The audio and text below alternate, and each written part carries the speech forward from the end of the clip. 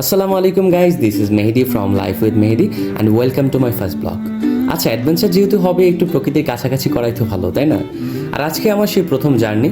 আমরা যাচ্ছি হোসেনপুর ব্রিজের নিচে, যেখানে অপেক্ষা করছি এক সাদা স্বপ্নপুরী। চোখ যতদূর যায় শুধু কাশফুল আর কাশফুল। মনে হচ্ছিল যেন এক বিশাল সাদা সমুদ্র। দৃশ্যটা সত্যি মন ভালো করে দেওয়ার মতো। আমি জানতাম জায়গাটা সুন্দর, কিন্তু সামনাসামনি না দেখলে এই বিশালতাটা অনুভব করা যায় না। মানুষজনের প্রচণ্ড ভিড়।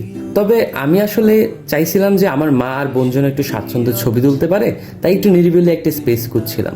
ভিড়েরই অবশেষে আমরা চলে এলাম একদম নদীর কাছাকাছি এই জায়গাটাতে। আর বিশ্বাস করুন, এটাই ছিল দিনের সেরা সিদ্ধান্ত।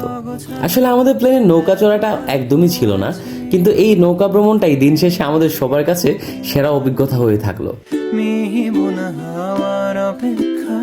নদীর উপর দিয়ে এই যে ভেসে চলা, এক কথায় অসাধারণ।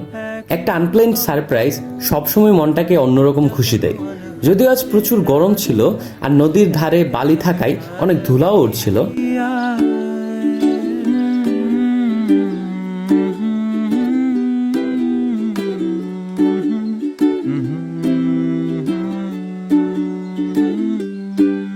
দিনের আলোয় সব মজা শেষে এবার ফেরার পালা।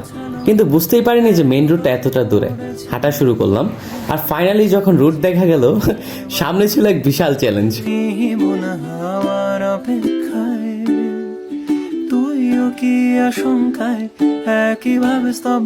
আপনারা দেখতেই পাচ্ছেন, এটা সিঁড়ি নাকি ছোটখাটো একটা পাহাড়।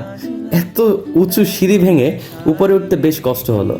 মনে হচ্ছিল প্রকৃতির কাছে আসতে এতটুকু অ্যাডভেঞ্চার তো করতেই হবে।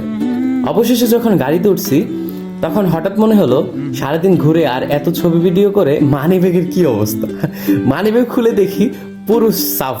কাশফুলের সৌন্দর্য দেখতে গিয়ে আমার মানিব্যাগের ভেতরে কাশফুলগুলোই সব উড়ে গেছে। তবে যাই হোক, আজকের জন্য এখানেই বিদায় নিচ্ছি। খুব তাড়াতাড়ি দেখা হবে পরের ব্লগে। টাটা।